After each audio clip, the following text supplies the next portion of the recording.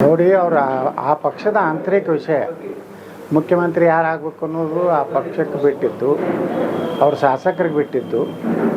ಆದರೆ ಇವತ್ತು ಶಾಸಕರು ಖರೀದಿ ಮಾಡುವಂಥ ಏನು ಪ್ರಕ್ರಿಯೆ ಪ್ರಾರಂಭ ಆಗಿದೆ, ಯಾವ ರೀತಿ ಹಿಂದೆ ಕರ್ನಾಟಕದಲ್ಲಿ ಇಂಥ ಘಟನೆಗಳು ಆಗ್ತಿದ್ದು, ಈಗ ಅದೇ ಪರಿವರ್ತನೆ ಆಗ್ಲಾಕತ್ತದ. ಪುನರಾವರ್ತನೆ ಇವತ್ತೇನಾಗ್ಲಾಕತ್ತೆ, ಒಳ್ಳೆಯದಲ್ಲ. ರಾಜ್ಯದಲ್ಲಿ ಭೀಕರವಾದಂತಹ ಅನೇಕ ಸಮಸ್ಯೆಗಳಿವೆ ಮತ್ತು ಕಾನೂನು ಸುವ್ಯವಸ್ಥೆ ಇಲ್ಲ.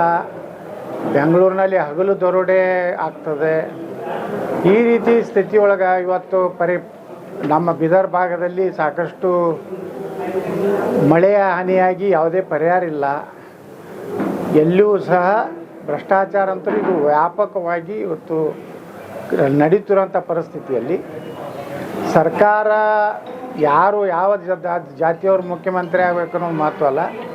ಯಾರೇ ಇದ್ದರೂ ಕಾನೂನು ವ್ಯವಸ್ಥೆ ಈ ರಾಜ್ಯದಲ್ಲಿ ತರುವಂಥ ಚಿಂತನೆ ಮಾಡಬೇಕು ಹೊರತು ಅವರಾಗಬೇಕು ಇವರಾಗಬೇಕು ಅನ್ನೋಂಥದ್ದು ಒಂದು ಒಳ್ಳೆಯ ಬೆಳವಣಿಗೆ ರಾಜ್ಯದಲ್ಲಿ ನಡೀತಾ ಇಲ್ಲ. 50 ಮಂದಿ ಶಾಸಕರನ್ನು ಡಿ ಕೆ ಶಿವಕುಮಾರ್ ಅವರು ಬಿಜೆಪಿ ಕರ್ಕೊಂಡ್ಬಂದರೆ ಅದನ್ನು ಯಾವ ಕಾರಣಕ್ಕೂ ಒಪ್ಪೋದಿಲ್ಲ ಅಂತೇಳಿ ರಮೇಶ್ ಜಾರಕಿಹೊಳಿ ಹೇಳ್ತಾರೆ. ಹೌದು, ನಾವು ಒಪ್ಪೋದಿಲ್ಲ ಅನ್ನೋದಕ್ಕೆ ನಮ್ಮನ್ನು ಹೊರಗೆ ಹಾಕ್ಯಾರ.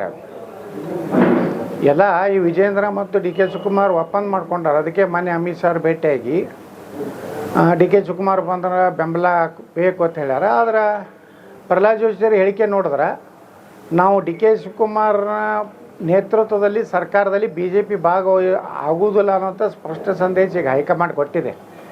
ಆದರೂ ವಿಜೇಂದ್ರ ಹಠಕ್ಕೆ ಬಿದ್ದು ಏನಾದರೂ ಮಾಡಿ ಡಿ ಕೆ ಶಿವಕುಮಾರ್ ಮುಖ್ಯಮಂತ್ರಿ, ವಿಜೇಂದ್ರ ಉಪಮುಖ್ಯಮಂತ್ರಿ, ಕರ್ನಾಟಕವನ್ನು ಸಂಪೂರ್ಣವಾಗಿ ತಿಂದು ಹಾಕಿಬಿಡ್ತಾರೆ ಅಷ್ಟೇ.